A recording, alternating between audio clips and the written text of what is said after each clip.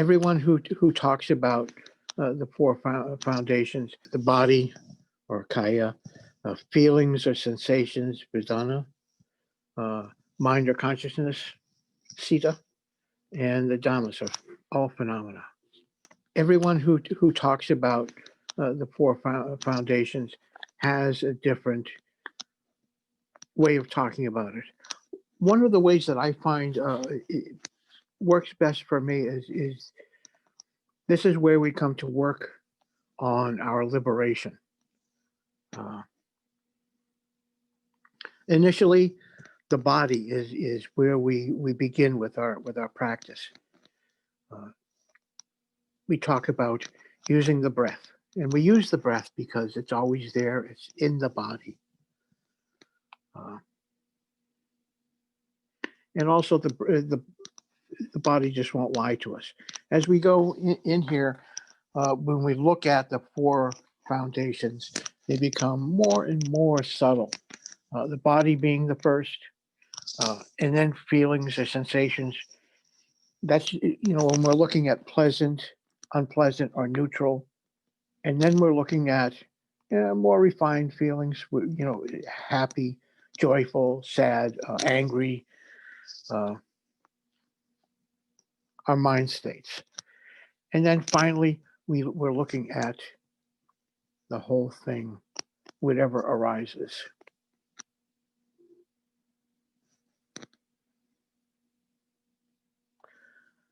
And I think I want to focus more on the last.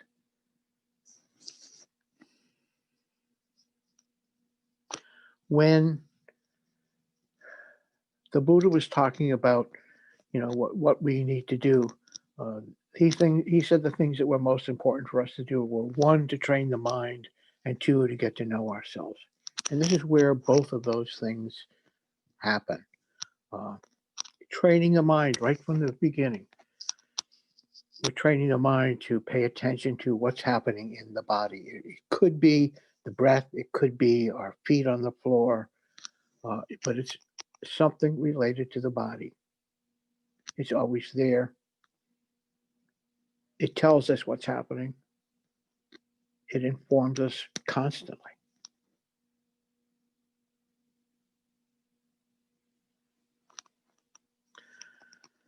And that's the beginning of our training the mind. When we talk about training the mind, we're talking about building focus and concentration. And then we're talking about using the focus and concentration to get to know ourselves better, to get to know ourselves. And that's largely happening in the fourth foundation, getting to know ourselves. This is where we're encountering the hindrances. The hindrances being sensory or desire, ill will or resistance, sloth, torpor, restlessness, and worry, and then finally lack of conviction or doubt.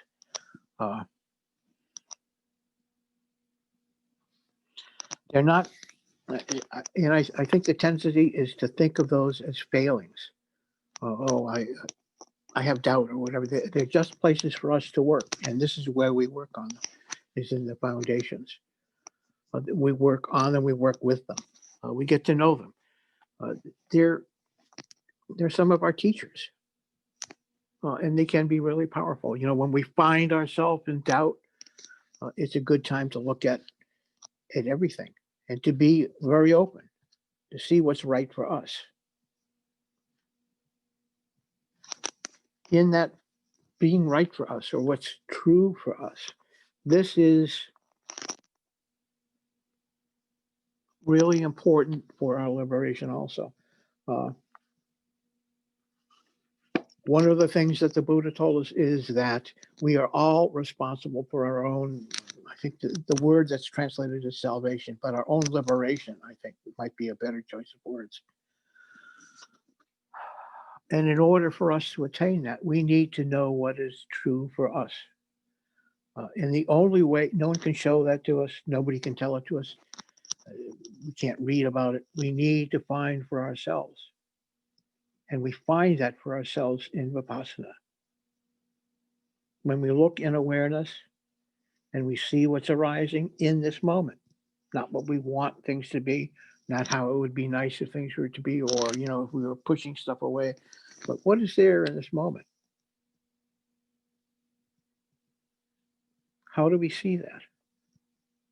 How do we sit with it? And initially, we may try and not be able to sit with something. Stuff will arise that's unpleasant to look at. Things about ourselves that, maybe we don't want to consider, but there it is. There's stuff about death and dying that we don't want to look at. But the not wanting to look at, that resistance that we have, needs to be looked at. That's when stuff like that arises. That's a pure indication. If I don't want to look at this, I have to look at it. I have to be with it and be with it in awareness. If we could just think about it, we wouldn't have to be doing all of this. Thought is where stuff arises, but in the mind, and the mind just does that. One of the things that we mentioned in that meditation is the mind is a sensory organ, just like hearing, just like feelings arising. It's just another sensory organ, another point of sensation is what I was looking for. Those points of sensation, whether they're in the body or whether they're originating in the mind, are all fodder for the mill of our practice. And as I said, they become more and more subtle. When we first start, it's just seeing, like seeing the sense of being in the body, of watching the breath can be fascinating. And it continues to be. But that's the depth of where we're intending to go. We see that as, that's the practice. And then as we sit with it longer, we see, like these feelings arising of, pleasant, unpleasant, or neutral. And we begin to look at those. And that leads us a little bit further and a little bit further. We become aware of more and more subtle things that are there, and we're able to look at them more carefully. When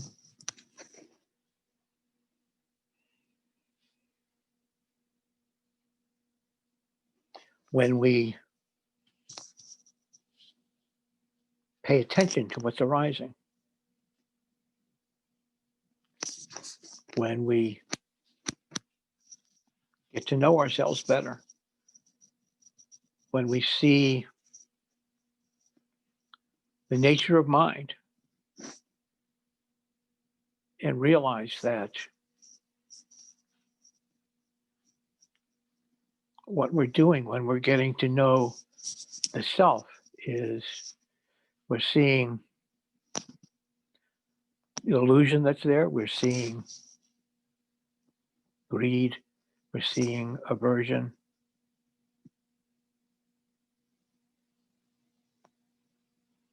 we're seeing, the self that we've built up, that Wheaties box that we've talked about before with nothing in it.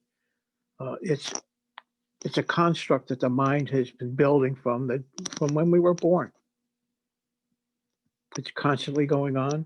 It changes, it grows, we develop it. It's how we see ourselves. It's how we see how we go around in the world. It's how we see our relationships with others. And it's all a fabrication of mind. What we eventually get to, hopefully, in our search for liberation is letting go of all of that, not just the greed and the suffering and the delusion, but the dependence on that idea of self. We become aware of the deeper self, the self that is tranquil, and that can be with what is in this moment. When we're traveling the Eightfold Path, we keep coming back to the body and what's arising in the body. We keep coming back to the Four Noble Truths. We keep coming back to the hindrances and to the wholesome states of being, of awakening, the wholesome states of awakening. And of those, the first is that we look at is mindfulness. And we have energy, investigation of the Dharma, joy, tranquility, concentration, and equanimity. And all of that we can work on in mindfulness. So again, I like the idea of thinking of the four foundations or the four pillars of mindfulness as kind of our workshop or our study.